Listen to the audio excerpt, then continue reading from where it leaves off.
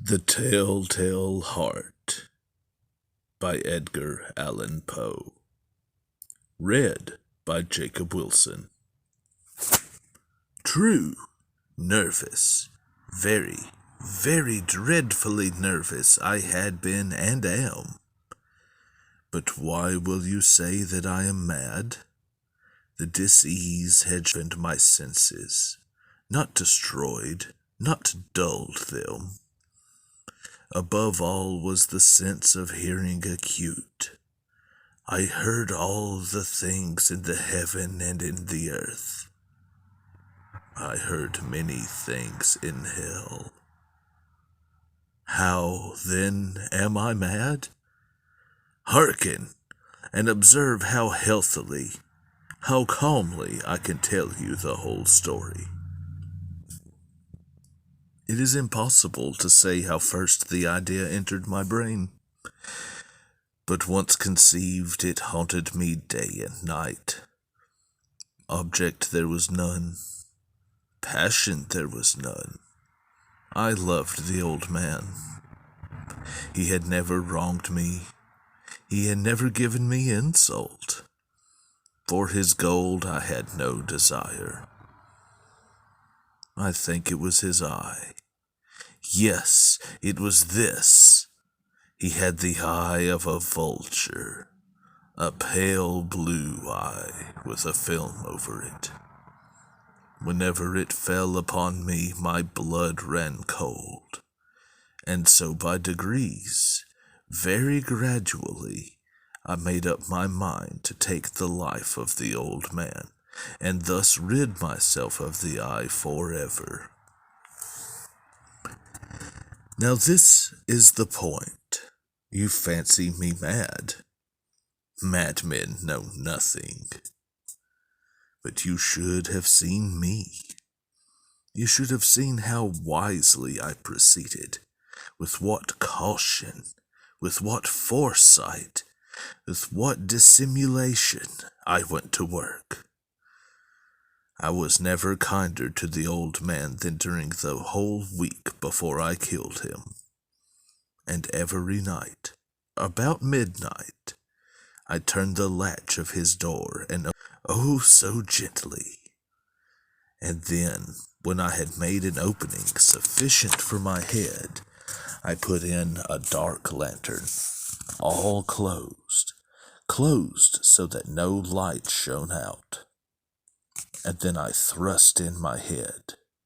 Oh, you should have laughed to see how cunningly I thrust it in.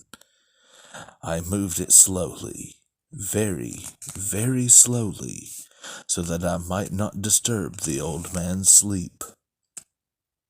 It took me an hour to place my whole head within the opening so far that I could see him as he lay upon his bed. Would a madman have been so wise as this? And then, when my head was well in the room, I undid the lantern cautiously. Oh, so cautiously. Cautiously, for the hinges creaked.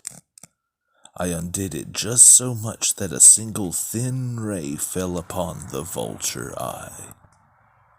And this I did for 7 long nights. Every night, just at midnight. But I found the eye always closed, and so it was impossible to do the work, for it was not the old man who vexed me, but his evil eye. And every morning, when the day broke, I went boldly into the chamber and spoke courageously to him, calling him by name in a hearty tone, and inquiring how he had passed the night. So you see, he would have been a very profound old man indeed, to suspect that every night, just at 12, I looked upon him while he slept. Upon the 8th night, I was more than usually cautious in opening the door. A watch's minute hand moves more quickly than did mine. Never before that night had I felt the extent of my own powers, of my sagacity. I could scarcely contain my feelings of triumph. To think that there I was, opening the door little by little, and he did not even to dream of my secret deeds or thoughts. I fairly chuckled at the idea, and perhaps he heard me, for he moved on the bed suddenly as if startled. Now you may think that I drew back, but no. His room was as black as pitch and with the thick darkness, for the shutters were close-fastened through fear of robbers. And so I knew that he could not see the opening of the door, and I kept pushing it on steadily. I had my head in, and was about to open the lantern when my thumb slipped upon the tin fastening, and the old man sprang up in bed, crying out, "Who's there?" I kept quite still and said nothing. For a whole hour I did not move a muscle, and in the meantime I did not hear him lie down. He was still sitting up in the bed listening, just as I have done, night after night, hearkening to the death watches in the wall. Presently I heard a slight groan, and knew it was the groan of mortal terror.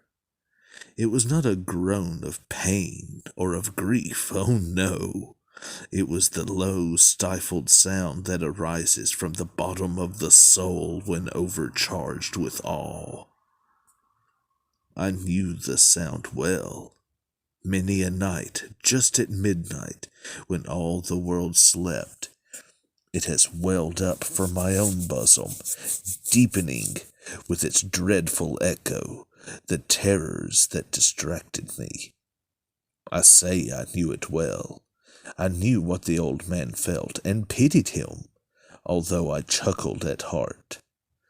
I knew that he had been lying awake ever since the first slight noise, when he turned in the bed.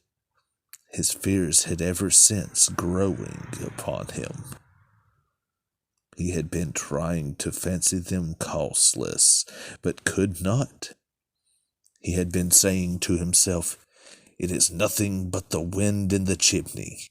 It is only a mouse crossing the floor. Or it is merely a cricket which has made a single chirp." Yes, he had been trying to comfort himself with these suppositions, but he had found all in vain. All in vain, because death, in approaching him, had stalked with his black shadow before him, and enveloped the victim. It was the mournful influence of the unperceived shadow that caused him to feel, although neither saw nor heard, to feel the presence of my head within the room. When I had waited a long time, very patiently, without hearing him lie down, I resolved to open a very, very little crevice in the lantern.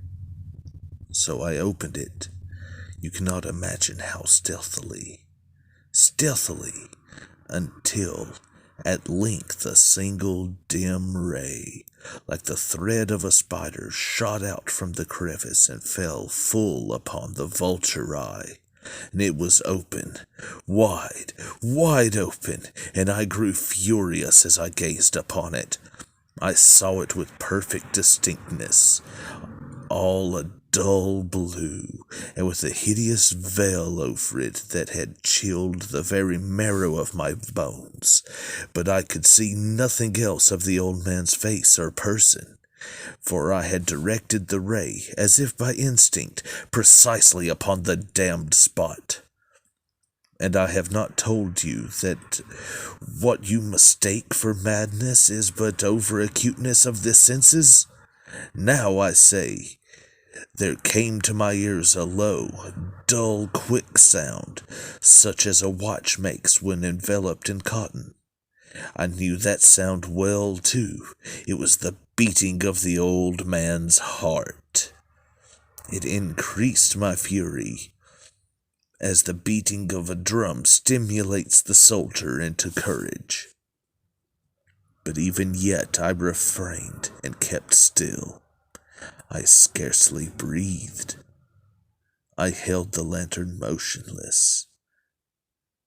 I tried how steadily I could maintain the ray upon his eye. Meantime, the hellish tattoo of the heart increased. It grew quicker and quicker, louder and louder every instant. The old man's terror must have been extreme. It grew louder, I say, louder every moment. Do you mark me well? I have told you that I am nervous, so I am. And now at the dead hour of the night, amid the dreadful silence of that old house, so strange a noise as this excited me to uncontrollable terror. Yet for some minutes longer I refrained and stood still. But the beating grew louder, louder. I thought the heart must burst. And now a new anxiety seized me. The sound would be heard by a neighbor. The old man's hour had come. With a loud yell, I threw open the lantern and leaped into the room. He shrieked once only. In an instant I dragged him to the floor, pulled the heavy bed over him. I smiled gaily to find the deed so far done. But for many minutes the heart beat on with a muffled sound. This, however, did not vex me. It would not be hard through the wall. At length it ceased. The old man was dead. I removed the bed and examined the corpse. Yes, he was stone dead. I placed my hand upon the heart and held it there many minutes. There was no pulsation. He was stone dead. His eye would trouble me no more. If you still think me mad, you will think so no longer when I describe the wise precautions I took for the concealment of the body. The night waned, and I worked hastily, but in silence. First of all, I dismembered the corpse. I cut off the head and the arms and the legs. Then I took up 3 planks from the flooring of the chamber and deposited all between the skatings. Then I replaced the board so cleverly, so cunningly, that no human eye, not even his, could have detected anything wrong. There was nothing to wash out, no stain of any kind, no blood spot whatsoever. I had been too wary for that. A tub had caught it all. When I had made an end of the labors, it was 4 o'clock, still dark as midnight. And as the bells sounded the hour, there came a knocking at the street door. I went down to open it with a light heart, for what had I now to fear? There entered 3 men who introduced themselves with perfect suavity as officers of the police. A shriek had been heard by a neighbor during the night. Suspicion of foul play had been aroused. Information had been lodged at the police office, and they, the officers, had been deputed to search the premises. I smiled, for what had I to fear? And I bade the gentlemen welcome. The shriek, I said, was my own in a dream. The old man, I mentioned, was absent in the country. I took my visitors all over the house. I bade them search well. I led them at length to his chamber. I showed them his treasures, secured, undisturbed. In the enthusiasm of my confidence, I brought chairs into the room. and desired them here to rest from their fatigues, while I myself, in the wild audacity of my perfect triumph, placed my own seat upon the very spot beneath which reposed the corpse of the victim. The officers were satisfied. My manner had convinced them. I was singularly at ease. They sat, and while I answered cheerily, they chatted of familiar things.